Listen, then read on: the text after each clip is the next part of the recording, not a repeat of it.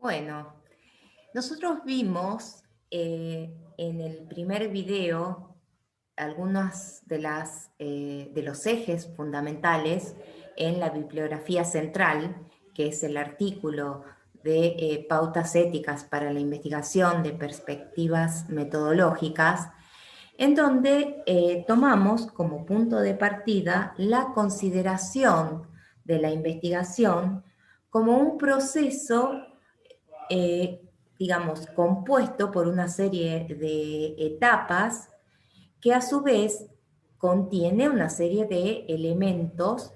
que hacen y caracterizan a la ética de la investigación. Justamente uno de esos elementos tiene que ver con algunas caracterizaciones acerca de la tarea de la ética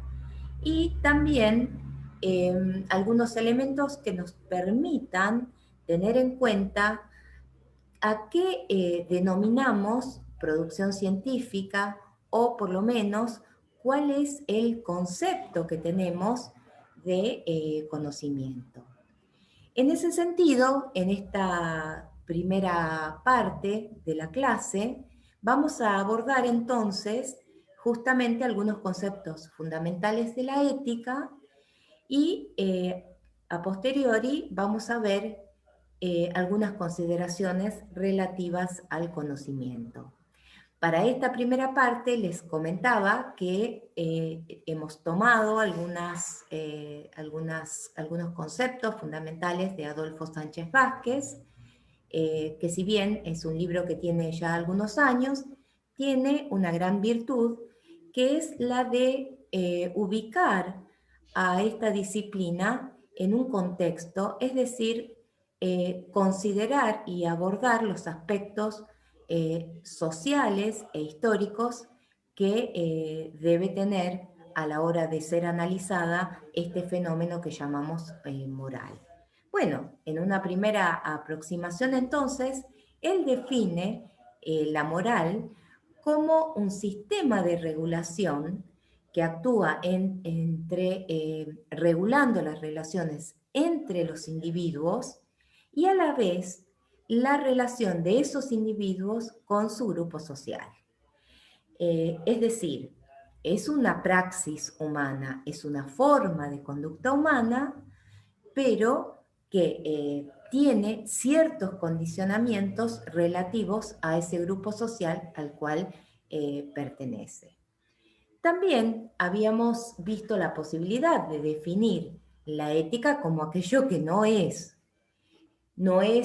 decíamos, un código de mandamientos del cual emanan las normas para obrar, tampoco es un sistema normativo único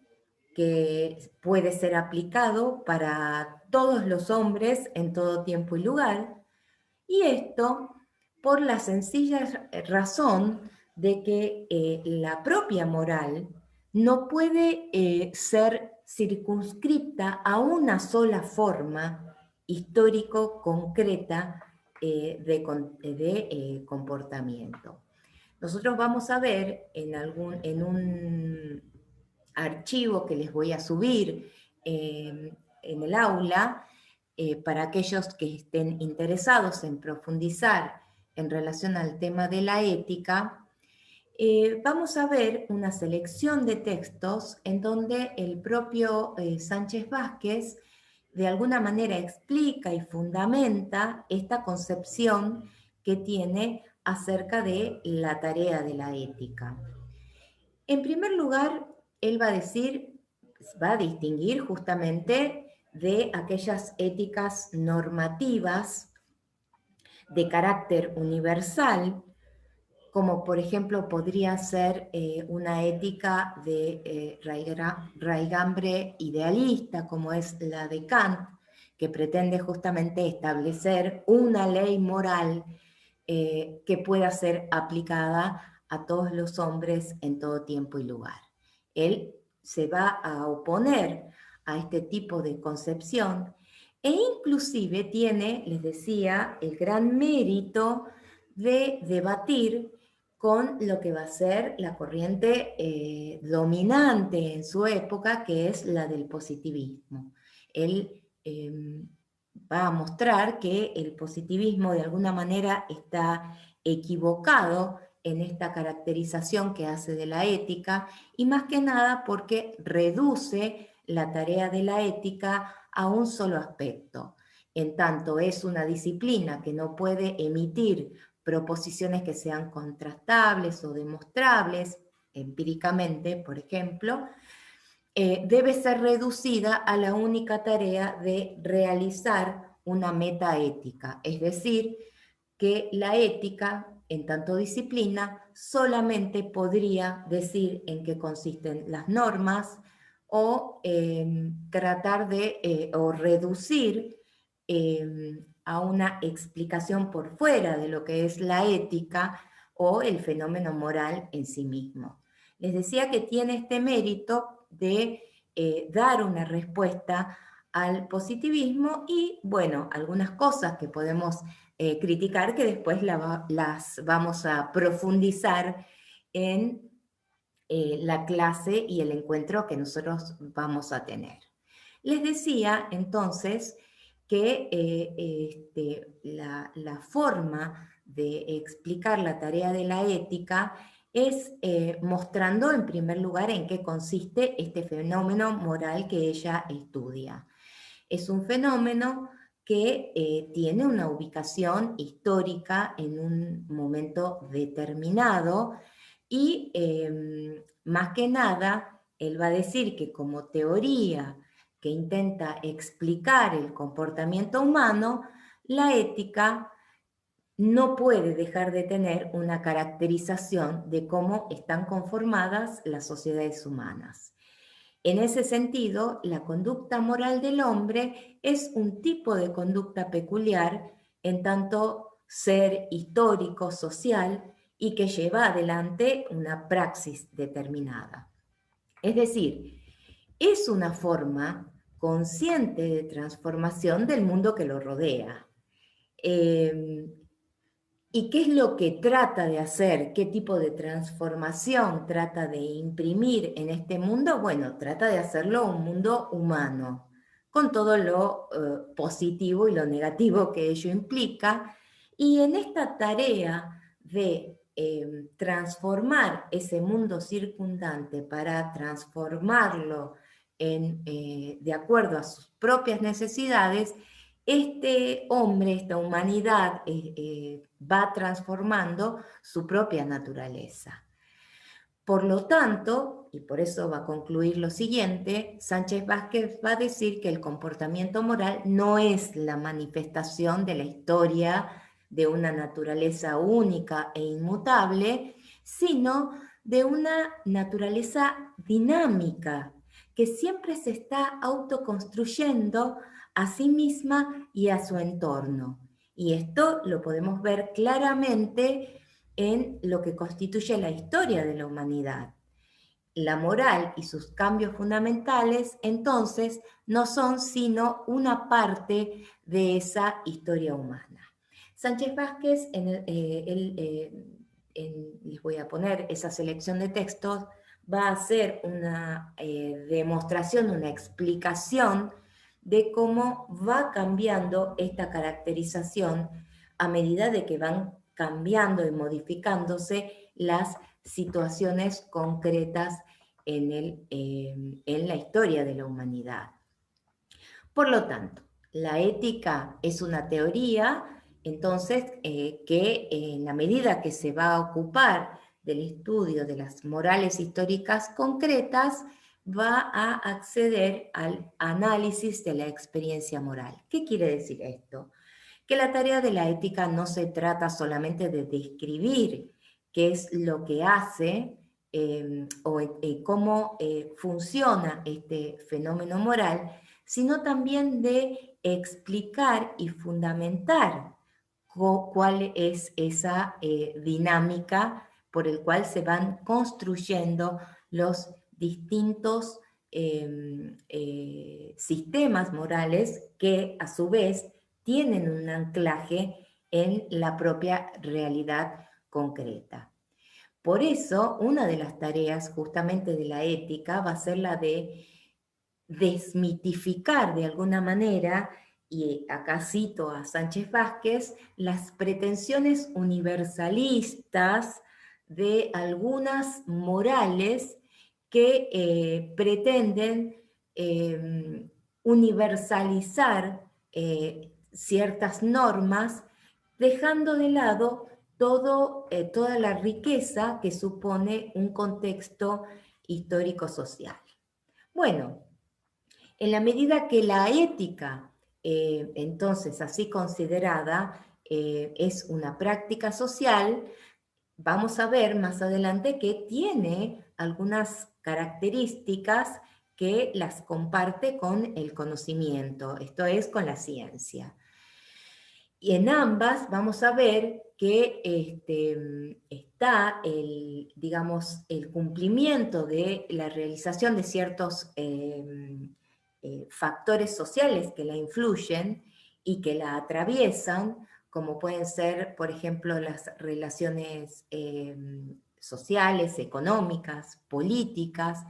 y que en ese sentido ambas en ambos casos no se puede hacer una excepción o no se puede omitir el análisis del marco histórico en el cual se desarrollan ese tipo especial de prácticas. Es decir, que no podemos bajo ningún aspecto considerar ni, a la ética y a la ciencia en un sentido aséptico o neutral, porque eso sería dejar de lado toda una dinámica y una amputación de su naturaleza histórica. Bueno, uno de los problemas fundamentales que atañen a la ética en este sentido, vamos a ver y digamos que hacen que ese tipo de comportamiento humano sea diferente a otras disciplinas que se ocupan de la conducta humana, como pueden ser la religión, la política, el derecho, es que uno de los problemas fundamentales que tiene justamente la ética es el de la responsabilidad moral. Es decir, lo que caracteriza el comportamiento moral es que cuando un sujeto que se comporta, o sea, un sujeto sabemos que se comporta moralmente si de alguna manera es responsable de sus actos o se le puede imputar algún tipo de responsabilidad. Ahora, esta responsabilidad necesariamente debe suponer que ese individuo que realiza ese acto ha podido hacer lo que él quería hacer. Es decir, que previo a ese acto, él mismo ha elegido entre dos o más posibilidades y actuó de acuerdo a una decisión que tomó en base a la elección de distintas posibilidades que se le presentaron. Es decir, el concepto de responsabilidad que aplicamos a la ética va indisolublemente unido al problema de la libertad.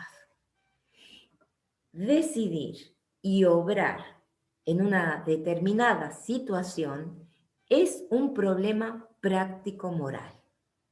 Ahora bien, damos una vuelta de tuerca. Investigar la forma cómo se relaciona esta responsabilidad moral con la libertad es un problema que es ya teórico y el estudio de ese o el análisis o la explicación de cómo se desarrolla ese vínculo corresponde a la ética. Es decir, no solamente la ética va a abordar el problema de la responsabilidad moral, sino también el problema de la libertad y lo que se conoce como el problema de la obligatoriedad moral. Es decir, el de la naturaleza y los fundamentos de la conducta moral en cuanto esa conducta es debida y cómo esa conducta puede ser realizada no ya en un plano solamente individual, sino también dentro del grupo social al cual pertenece ese sujeto que nos referíamos en primer lugar. Bueno, la moral, a su vez, va a tener un vínculo, o va a tener, mejor dicho, coincidencias a la hora de ser caracterizada con la ciencia. Nosotros vamos a ver que Sánchez Vázquez va a proponer dos planos para poder analizarlo. Un plano va a ser el lugar en el cual se encuentra la naturaleza de lo moral, es decir, si puede ser llamada ciencia o no, discutiendo, como les decía, con el debate que atravesaba toda la época, que era el debate con el positivismo. Y en segundo lugar, que es el que más nos interesa a nosotros, donde hay un gran acierto por parte de este autor, es lo que va a ser referido al uso social de la ciencia. Es decir, estudiar o explicar la conducta moral no solamente por parte del científico o investigador, sino también, y ahí le agregamos nosotros un nuevo aditamento, ver cómo se proyecta esta investigación y tratar de extender esta responsabilidad moral no solamente al individuo, sino también a otros actores que necesariamente están involucrados en el tema que a nosotros nos ocupa, que es la ética de la investigación. Es decir, en este caso se hace necesario dar un paso más y no solamente analizar el papel del individuo con su grupo social, sino también analizar y tratar de explicar el papel que cumple los estados, por un lado, en relación a las consecuencias sociales de las investigaciones, y por otro lado, investigar el papel que involucra también al mercado como uno de los protagonistas, digamos, de las distintas prácticas sociales que se desarrollan en la actualidad. ¿Por qué? Porque vemos a lo largo de la historia que hasta no hace más de un siglo, la conducta del científico era considerado el centro de la actividad científica. ¿Y a qué se apuntaba? Se apuntaba, por ejemplo, a la necesidad de que el científico detente un grado de honestidad intelectual, porque el objetivo era la búsqueda de la verdad.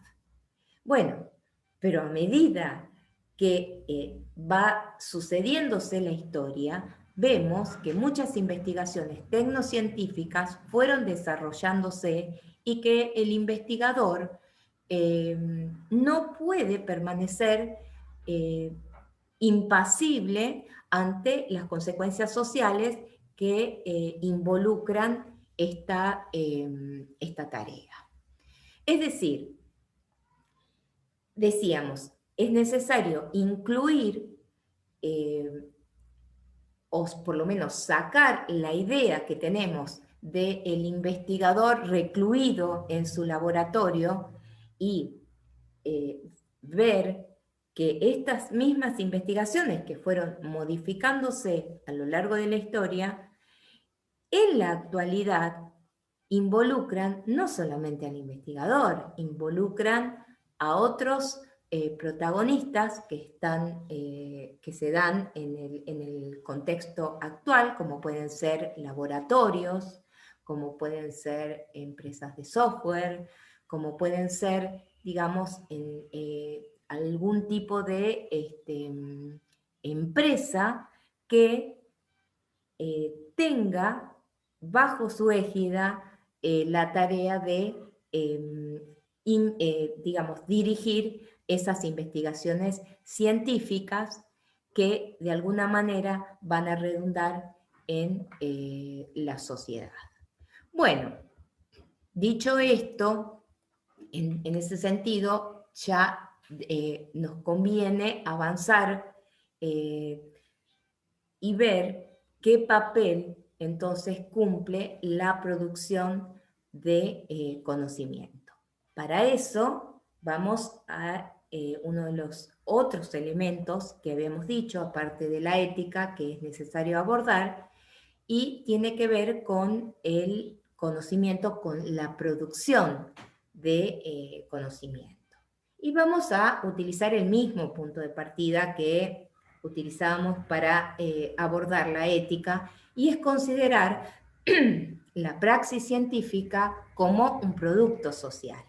Es decir, nuestro punto de partida es la consideración de que el conocimiento es un producto del trabajo humano.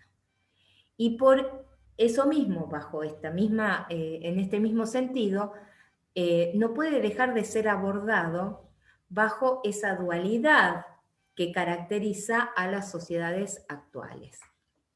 ¿Y qué es lo que caracteriza a las sociedades actuales? Bueno, el intercambio entre distintos productos que tienen una finalidad de lucro. Es decir, la producción científica tiene ese doble carácter que tienen los demás productos, valga la redundancia, que se producen en esta sociedad, es decir, que son bienes sometidos a un intercambio. Y por eso mismo tienen, por un lado, la función de cumplir un objetivo de utilidad para las necesidades de ese grupo social, y porque son denominadas valores de uso,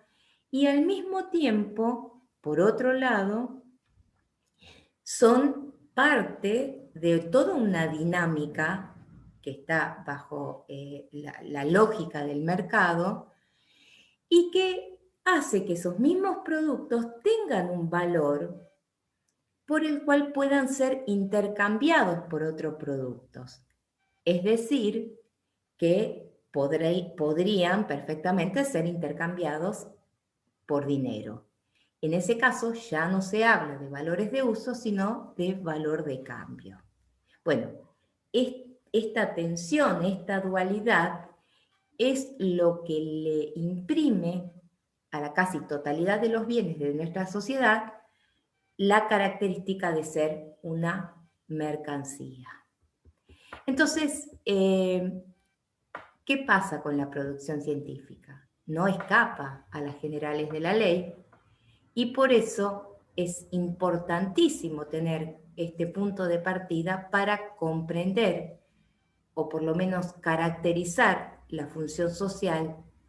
del conocimiento en este contexto que acabamos de describir. Bueno, si bien es cierto que en la actualidad el avance tecnocientífico ha permitido que la humanidad pueda dar un salto como nunca antes en relación a la potencialidad del hombre para transformar la naturaleza, vemos que de alguna manera en la sociedad actual lo que caracteriza a la ciencia no es la simple transferencia de conocimiento útil a la sociedad, sino que es también considerada ese producto de la ciencia como una mercancía. ¿Por qué decimos esto? Porque en ese intercambio que mencionábamos al comienzo, vemos que quien posea ese conocimiento podrá acceder a una ganancia monetaria, inclusive, y eso es lo que le imprime su característica tan peculiar, podrá, les decía, tener una ganancia superior a los costos que haya incurrido en la producción de ese conocimiento. Es decir, lo que importa para aquel que tiene ese conocimiento, que puede acceder a ese conocimiento, va a ser es obtener un beneficio que traiga como resultado un mayor valor a la hora de su consumación mercantil en base a ese requisito que mencionábamos anteriormente de esa intercambiabilidad. Bueno, ahora, ¿cuál es la característica entre esta caracterización que hacíamos entre ciencia socialmente útil y ciencia de alguna manera lucrativa? Bueno, es el carácter contradictorio y la tensión que existe entre ellas dos, que de ninguna manera podemos suponer que sea una convivencia que no traiga, que no genere algún tipo de contradicción. ¿Y por qué decimos todo esto? Porque esta tensión y esta contradicción que hablábamos al comienzo entre bien de uso y bien de cambio, esta contradicción es la que tiene y es la que vamos a utilizar de punto de partida para poder abordar el tema de la ética de la investigación. ¿Por qué? Porque en la sociedad actual, el resultado puro o el resultado que pueda redundar en un bien para toda la humanidad se va a encontrar de alguna manera condicionado, y tenemos ejemplos muy recientes de cómo esa condición puede a veces ser malversada por las exigencias lucrativas para poder difundir esa producción. El mejor ejemplo, les decía, y un ejemplo dramático, es lo que está pasando en la actualidad, en donde vemos que la humanidad pudo acceder a un determinado conocimiento para inmunizar en un contexto de pandemia a través de la producción de vacunas, y sin embargo, ese conocimiento está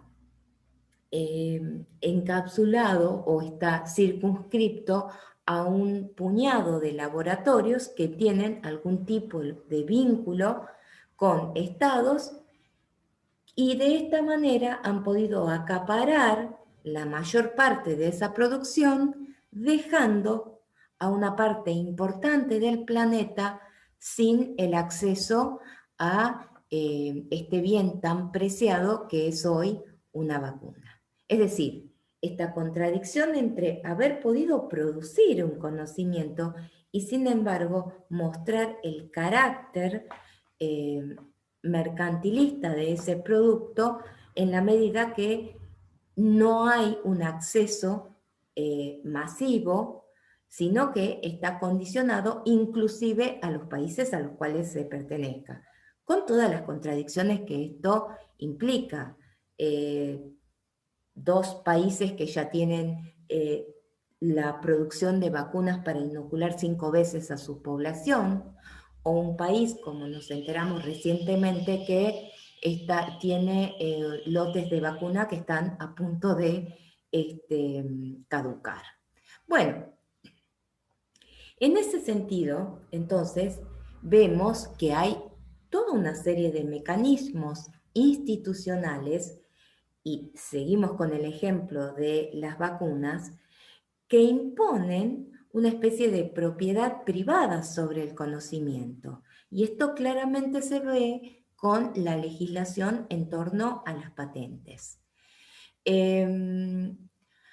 Esta herramienta, como lo es la patente para, por ejemplo, un laboratorio, lo que hace es, de alguna manera, promover una escasez de esas innovaciones,